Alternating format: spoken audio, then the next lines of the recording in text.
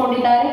ಇದೀಗ ಅವರ ಒಂದು ಕ್ಷೇತ್ರದಲ್ಲಿ ಕೆಲಸ ಆಗಿರ್ಬೋದು, ಅವರ ಒಂದು ಶಿಸ್ತುಬದ್ಧತೆ ಇರಬಹುದು, ಕನ್ನಡಕ್ಕೆ ಕೊಟ್ಟಂತಹ ಕೊಡುಗೆ ಆಗಿರಬಹುದು, ಇದೆಲ್ಲವನ್ನ ಗುರುತಿಸಿ ಇವತ್ತಿನ ಕಾರ್ಯಕ್ರಮದಲ್ಲಿ ಡಾಕ್ಟರ್ ರಾಜ್ಕುಮಾರ್ ಜಯಂತ್ಯೋತ್ಸವ ಹಾಗೂ ಡಾಕ್ಟರ್ ಜಯನ್ ಎಸ್ ಅವರ ಜನ್ಮದಿನದ ಅಂಗವಾಗಿ ಕನ್ನಡ ಕಣ್ಮಣಿ ಪ್ರಶಸ್ತಿಯನ್ನ ನೀಡಿ ಅವರಿಗೆ ಗೌರವಿಸಲಾಗ್ತಾ ಇದೆ. ದಯವಿಟ್ಟು ಚಪ್ಪಾಳೆ ಬರಲಿ, ಜೋರಾದ ಚಪ್ಪಾಳೆ ಬರಬೇಕು ಅಂತ ಹೇಳಿ ಕೇಳ್ಕೊತಾ ಇದ್ದೀನಿ.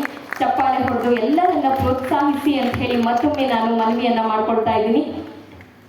ನಮ್ಮ ಕೋಟೆ ಪ್ರಭಾಕರ್ ಸರ್ಗೆ ಮತ್ತೊಮ್ಮೆ ಕಂಗ್ರ್ಯಾಚುಲೇಷನ್ ಹೇಳ್ತಾ ಕಾರ್ಯಕ್ರಮದ ಪರವಾಗಿ ಒಂದೆರಡು ಮಾತಾಡಬೇಕು ಸರ್.